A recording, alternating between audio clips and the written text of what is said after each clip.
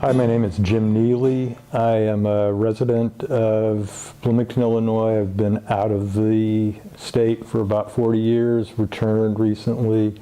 I graduated from Illinois State University with a major in political science and a minor in art. The work that I created for this show is 11 pieces that I did specifically for this exhibition. They are three-dimensional canvases, if you will, all of uniform size. I call them maquettes because they're like little architectural models of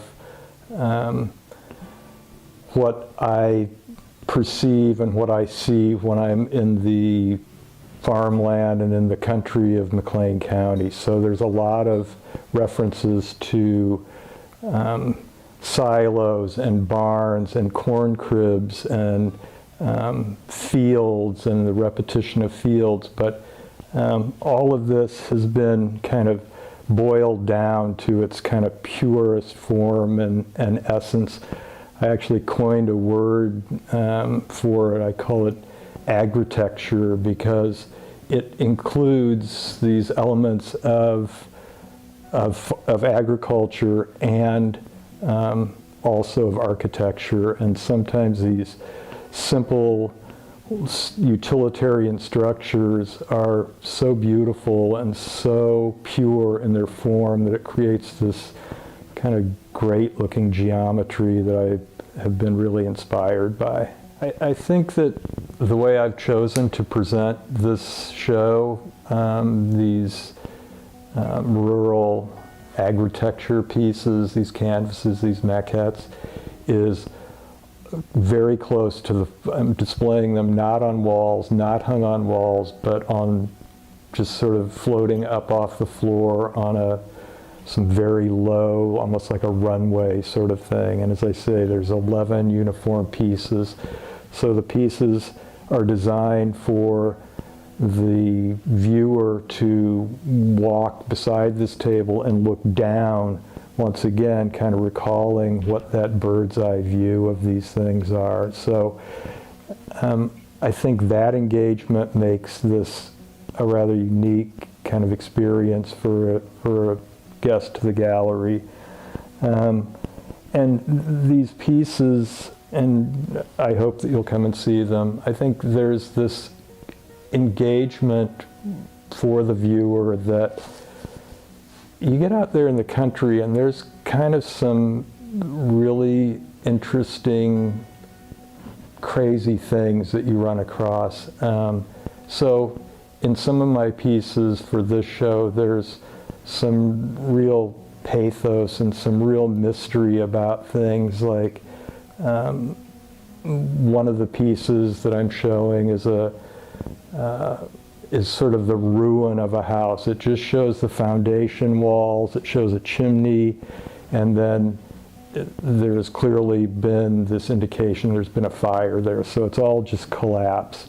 But I think when I'm out in the country, I'll drive by a farmhouse that looks like somebody just locked the door on it 50 years ago and walked away, and it triggers something in me. It's like, who does this belong to, and why is this house,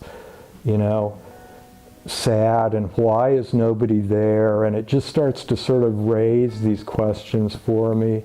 I'm also kind of amused by people's priorities in the country, and you'll see very modest little farmhouses with these enormous dishes sitting, television dishes sitting right in the front yard. It's like, who would do that? But, it's just different priorities. So you'll see some of that.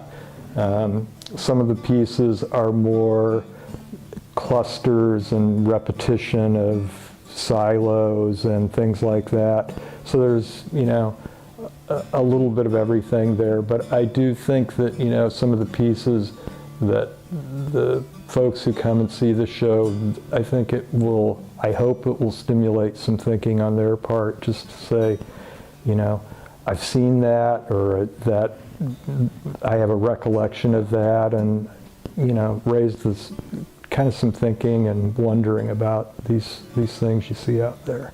In addition to these 11 pieces, I'm also exhibiting 4 pieces that I call drawers, and mostly I call them organized drawers because they are quirky, strange, unrelated objects that I assemble in a very geometric way and create these little interiors of drawers that I actually fabricate drawers and use antique hardware on them, and then just add these quirky elements. And like all of my work, all of the color and a lot of the detail is sort of swept away because I prime these things, I gesso them, I layer them up with plaster and paint. So really what's left is just the pure shape and form of these objects in the drawer. And they've been very popular with folks and collectors, and I've sold quite a few of them as well. I mean, for a while I was just shooting kind of horizons and with no buildings in them, just because when I first moved back here I was very, as much as I hated the monotony of McLean County when I grew up here, when I moved back here, I was blown away by just the scale and the majesty of all of this very flat land. And I think you have to step away from it to really come back and appreciate how beautiful Illinois and this kind of flatness is. There's something really, as I say, majestic about it.